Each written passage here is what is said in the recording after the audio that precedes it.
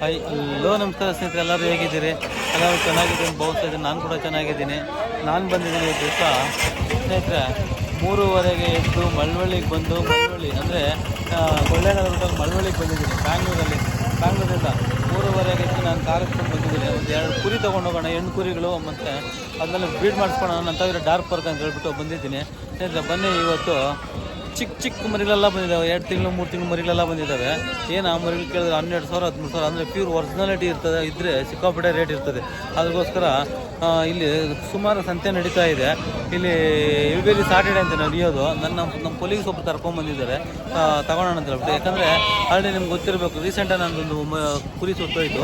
ಅದ್ರಿಗೆ add ಮಾಡೋಣ ಇನ್ನು ಪಟ್ಲಿಗಳು ಒಳ್ಳೆ ಕುರಿಗಳಿಗೆ. ನಾನು ಪೂರಿ ಡಾರ್ಪರ್ ಮಾಡೋಕ್ಕೆ ಹೊರಟಿದ್ದೀನಿ. ಡಾರ್ಪರ್ ಕುರಿಗಳು ಮಾಡೋಣ ಅಂತ ಹೇಳ್ಬಿಟ್ಟು ಬನ್ನಿ ಈಗ ಹೋಗೋಣ.